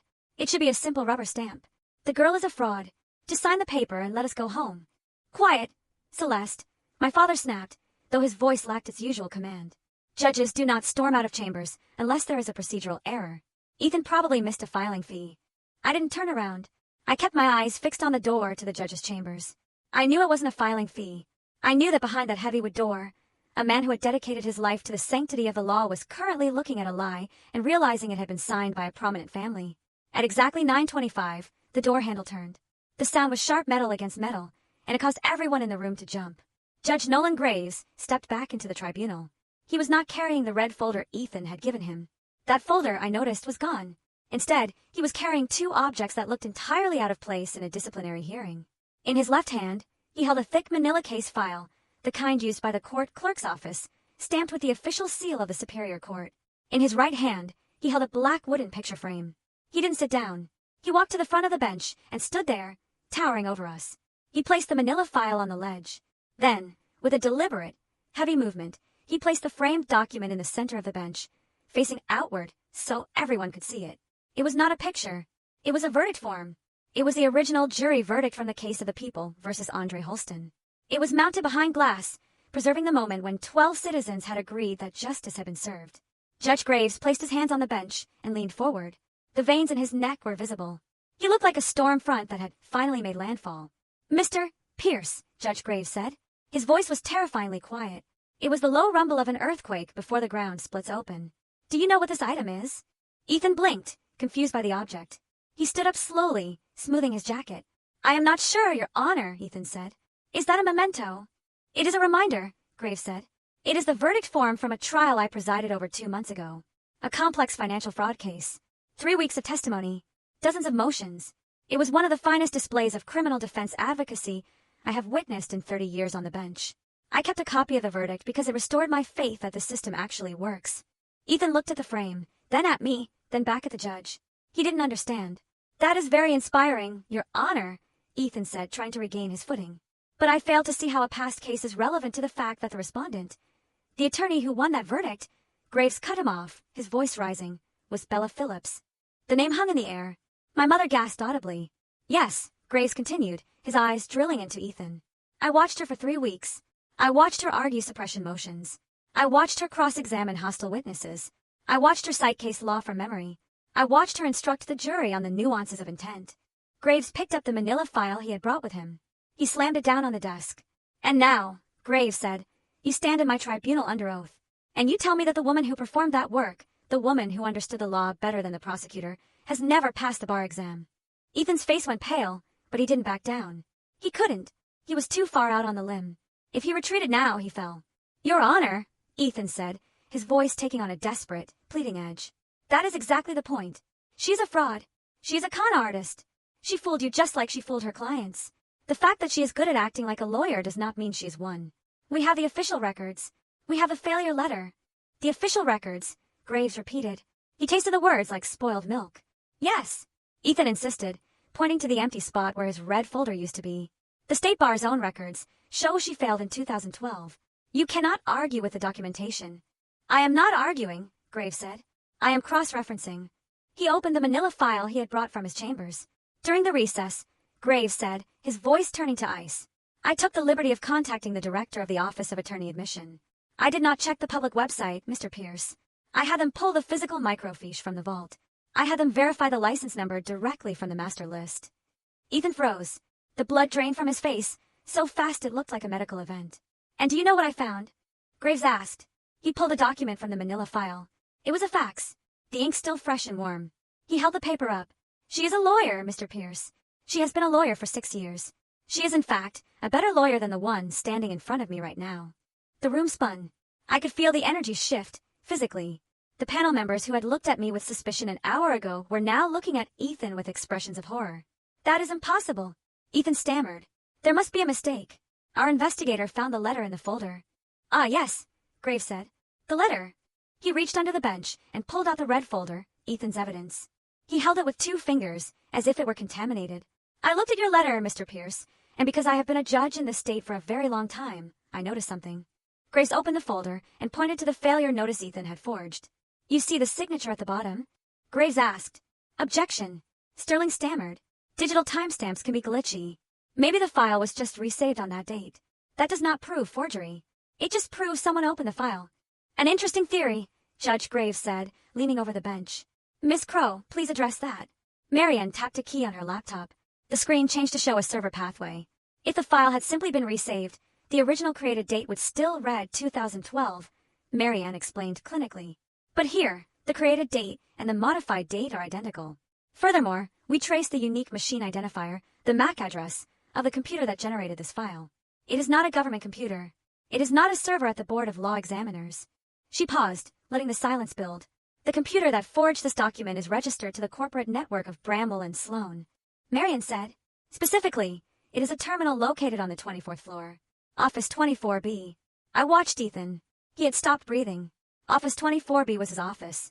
Sterling tried one last desperate pivot. Your Honor, this could be a hack. Someone could have spoofed the IP address. My client is a high-profile attorney. He has enemies. Someone could have remotely accessed his system to frame him. Judge Graves looked at Ethan. The judge's eyes were hard, devoid of any sympathy. Mr. Pierce, Graves said, your counsel suggests you are the victim of a cybercrime.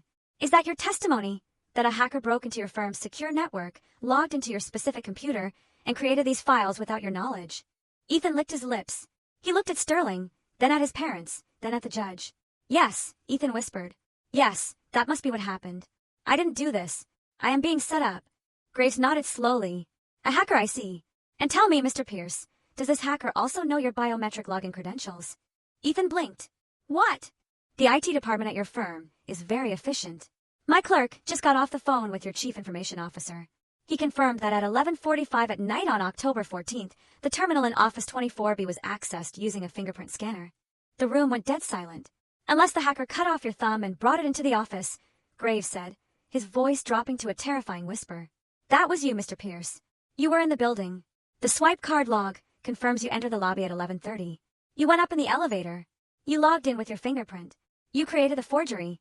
And you saved it to this thumb drive. Ethan opened his mouth, but no sound came out. He was drowning. It wasn't me, he choked out, his voice rising in pitch. I mean, I was there, yes. I was working late on the merger, but I didn't create that file. Maybe I left my computer unlocked. Maybe the cleaning crew. The cleaning crew? Graves asked, raising an eyebrow. You are suggesting the janitor knows how to use Adobe Pro to edit metadata and insert a high-resolution state seal? It is possible. Ethan yelled. You don't know. The legacy system we use for archiving has a template that loads automatically. Anyone could have clicked it. The room froze. I smiled. It was a small, sad smile. He had just walked right into the blade. Mr. Pierce, I said, speaking from my seat. You just said you used a legacy system with a template. Ethan whipped his head around to look at me. So what if you didn't make the file? I said calmly. How do you know which template was used? How do you know it was a template at all? A moment ago, you said it was a scanned document from 10 years ago. Now you are admitting it was created using a software template. Ethan's eyes went wide. He realized what he had said. He had just described the murder weapon he claimed he had never touched. I was speculating, he stammered. I was just saying how it could have happened. You described the process. Graves interrupted. You described the tool. You just confessed, Mr. Pierce. You know exactly how that document was made because you are the one who made it. Graves turned his gaze away from the wreckage of my brother and looked at the gallery. He looked at my parents. They were shrinking in their seats. My father, the great surgeon, looked small and gray. My mother was gripping her handkerchief so tightly her fingers were purple. Dr. Malcolm and Mrs. Celeste Pierce, Graves said. They didn't stand up. They couldn't. You signed affidavits, Graves said. Sworn statements. You stated under penalty of perjury that you had personal knowledge of your daughter's failure to pass the bar. You stated you saw the letter 10 years ago. My father started, his voice cracking. He cleared his throat. We relied on our son. Ethan told us he had checked. He showed us the papers. So, you didn't see the letter 10 years ago? Graves asked. You lied in your affidavit when you said you remembered it arriving in the mail. We might have been confused about the dates, my mother whispered. It was so long ago. Ethan said. He found the copy. We just wanted to support him. We thought he was doing the right thing. You thought destroying your daughter's career based on hearsay was the right thing? Graves asked. We were protecting the family name, my father blurted out, his arrogance flaring up for one last, stupid second. If she was a fraud, we had to distance ourselves. We couldn't have that scandal attached to us. So, you signed a legal document accusing her of a felony without verifying a single fact. Graves said. You let your son weaponize your signature. We trusted him, my mother cried out. He is a partner at Bramwell and Sloan. He is the successful one. Not anymore, Graves said coldly. And neither are you. Signing a false affidavit is perjury. Conspiring to submit false evidence is a crime. You are not victims here. You are accomplices. My parents looked at each other. For the first time, I saw the unity of their marriage fracture. My father looked at my mother with blame. My mother looked at Ethan with horror. The perfect facade of the Pierce family was not just cracking. It was dissolving into sludge. But we are not done, Marion said. She stood up again. She held a single piece of paper. We have established the forgery, Marion said. We have established the perjury. But the tribunal might be wondering why. Why would a successful corporate lawyer risk his entire career to destroy a small solo practitioner? Was it just sibling rivalry? She walked over to the projector. She placed the paper on the glass. This, Marion said, is an email recovered from the Bramwell and Sloan internal server. It was sent by Ethan Pierce to the senior managing partner 3 days ago. The email appeared on the screen. The text was magnified. Subject, client acquisition opportunity, Phillips Justice Group *Bob, regarding the audit issues in the chemical account. I have a solution. My sister is about to be suspended. I have arranged for the disciplinary action to hit this week. Once she is out of the way, I have prepared a transition packet for her entire client list. She has 3 high-value class action suits pending. If we absorb her practice, under the guise of assisting a troubled family member, we can bill those hours to our firm. The revenue will more than cover the deficit in my escrow account before the auditors arrive next Monday. The collective gasp in the room sucked the oxygen out of the air. It wasn't just jealousy. It was theft. It was a calculated, predatory move to cannibalize my hard work to cover up his own embezzlement. Judge Graves stood up. He looked at Ethan with an expression that went beyond anger. It was the look one gives to something that crawls out from under a rock. You were stealing from your own firm, Graves said, and you decided to frame your sister to pay back the debt. Ethan was shaking violently now. The exposure was total. He was naked before the law. It wasn't my idea. Ethan screamed. The sound was shrill, animalistic. He pointed a trembling finger at the back of the room. It was them, he yelled, pointing at our parents. They pushed me. They said she was an embarrassment. They said they wanted her gone. They told me to do whatever it took to shut her down. Ethan, my father shouted, standing up. How dare you? And it was Kevin. Ethan shrieked, pivoting wildly. The IT guy. He said he could make it look real. He told me the metadata would be scrubbed. He messed it up. He is the one who is incompetent. He ruined everything. I watched him. I watched the golden boy, the heir apparent, the pride of the Pierce dynasty. He was sobbing, screaming, blaming the help, blaming his parents, blaming the technology. He was showing the world exactly who he was, a child. A spoiled, rot-filled child who had never taken responsibility for a single action in his life. "That is enough," Judge Graves said. He motioned to the deputies. "Take him into custody." 2 large deputies stepped forward. They grabbed Ethan by the arms. He tried to pull away, his expensive suit bunching up, his tie askew. "You can't do this," Ethan yelled. "I am a partner. I am a Pierce. Dad, do something. Call the governor. Call someone." My father sat down. He put his head in his hands. He didn't look up. He knew that no phone call could fix this. The email had proven that Ethan wasn't just a liar. He was a thief who had planned to defraud his own partners. Bramwell and Sloan would not save him. They would bury him to save themselves. The deputies dragged Ethan toward the door. He was still screaming my name. "Bella! Tell them! Tell them it was a joke, Bella! I didn't mean it!" I didn't turn around. I looked at the screen, at the email where he had priced out my career like a used car he intended to sell for parts. "It is not a joke, Ethan," I said softly to myself. "It is the verdict." The door slammed shut, cutting off his screams. The silence that rushed back into the room was heavy. But for the first time in my life, it felt clean. Judge Graves looked at me. He looked at my parents, who were sitting like statues in the ruins of their reputation. Then he picked up his gavel. "This hearing is adjourned," he said. "Miss Phillips, you are free to go, and good luck with your trial tomorrow." "Thank you, Your Honor," I said. I packed my bag. I stood up. I walked past my parents. My mother reached out a hand, her fingers trembling, trying to touch my sleeve. "Bella," she whispered. "We didn't know he was stealing." I stepped out of her reach. I didn't stop. I walked out of the tribunal, down the long marble hallway, and out into the bright, blinding sunlight of the street. I took a deep breath. The air smelled of exhaust and city grit, and it was the sweetest thing I had ever tasted. I had one more part of the story to finish, but the hard part was over. The cage was broken, and the bird had not just flown. It had burned the cage down on its way out. The silence that followed the departure of my brother was not empty. It was heavy with the weight of judgment. The air in the tribunal room felt scrubbed clean, the way the atmosphere changes after a violent thunderstorm has finally broken the heat. I sat at the defendant's table, my hands resting on the cool wood. To my right, Marianne Crowe was quietly packing away the flash drive that had served as the executioner's blade. Behind me, I could hear the wet, ragged breathing of my mother. A sound that was meant to elicit sympathy, but now only sounded like the gasps of a drowning swimmer who realizes the lifeboat has already left. Judge Nolan Graves did not look at them. He was writing furiously on the docket sheet.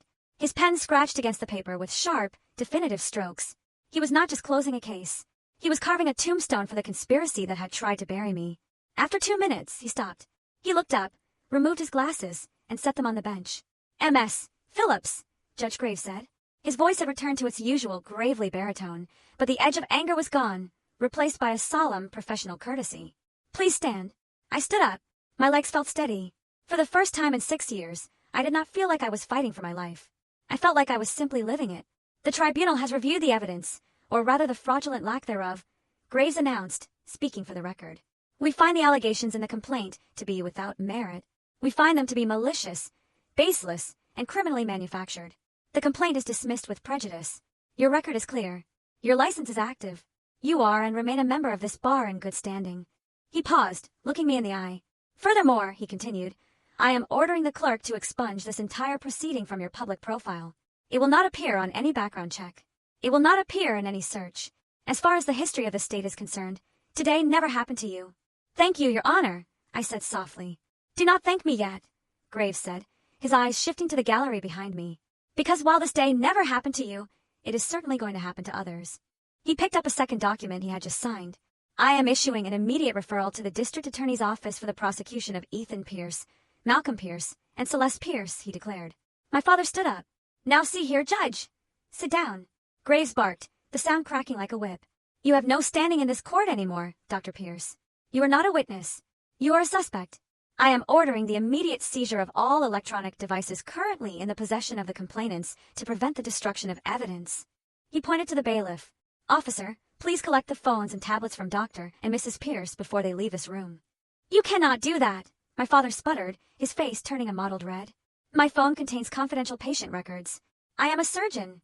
"Then you should have thought about that before you used your communication devices to coordinate a felony," Graves said coldly. "Hand them over now." I listened to the sounds of resistance behind me, the rustle of expensive fabric, the indignant whispers, and finally the clatter of 2 iPhones being dropped into an evidence bag. It was the sound of their insulation being stripped away. For decades, they had believed that privacy was a right they could buy.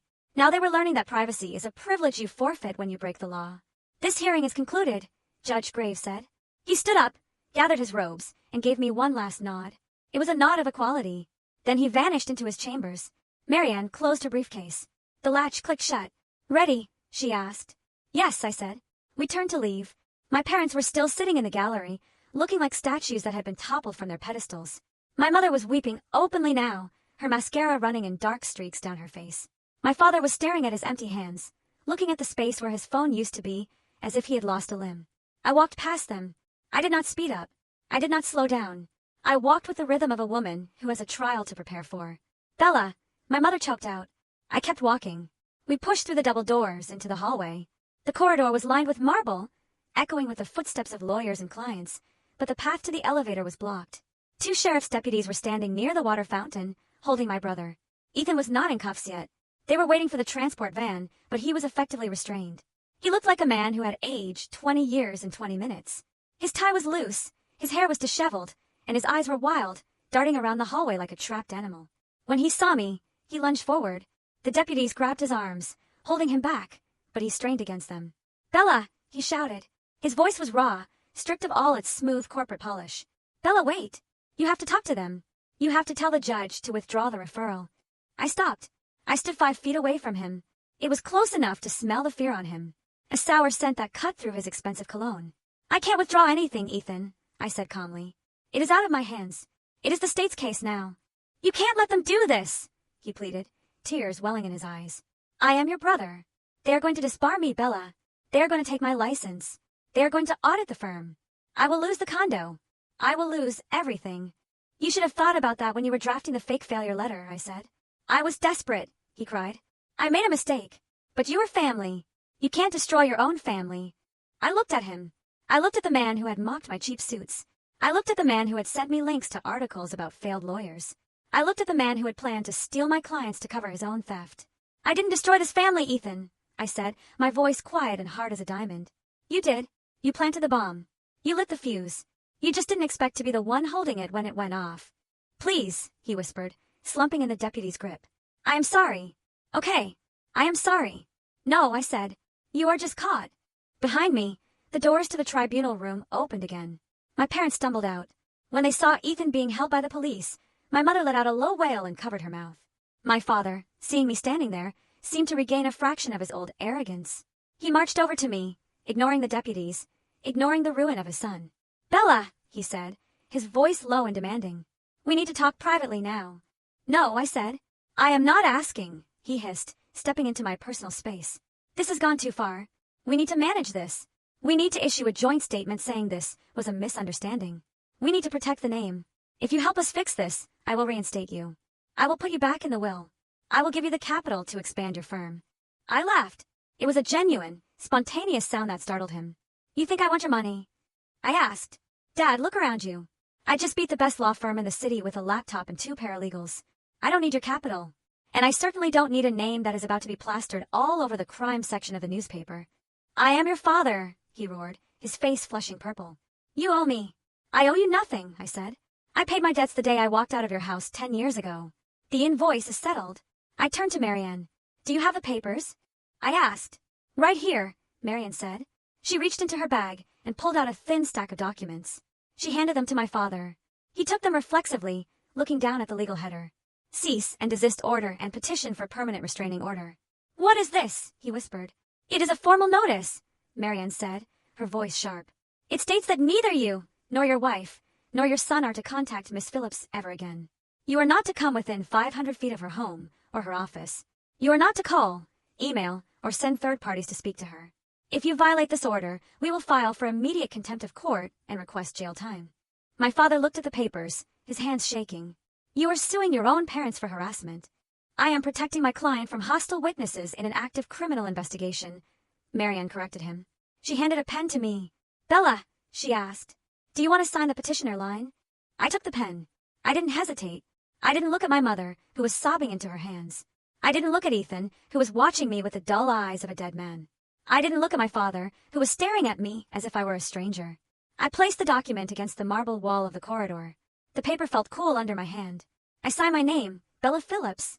The ink flowed smoothly, black and permanent. I handed the papers back to Marianne. Serve them, I said. Done, Marianne said, thrusting the signed copy into my father's chest. The court is adjourned. Now it is my life. I turned my back on them. Let's go, Marianne, I said. We have a trial brief to file. We walked away. I heard my father shouting my name one last time. A desperate, angry bellow that echoed off the marble walls, but his voice sounded small. It sounded like a ghost haunting a house I no longer lived in. We reached the heavy glass doors at the entrance of the building. I pushed them open and stepped out onto the sidewalk. It was noon. The air smelled of exhaust and city grit, and it was the sweetest thing I had ever tasted. You know, sometimes, family is supposed to be the people who lift you up, who stand by you. But for me, they were the ones trying to tear me down, all because I dared to be different. So, I have to ask you, if you were in my shoes, faced with your own family trying to bury you for their own twisted reasons, how would you have handled it? Would you have fought back? Or would you have walked away for good? Tell me what you think in the comments below, because I really want to know.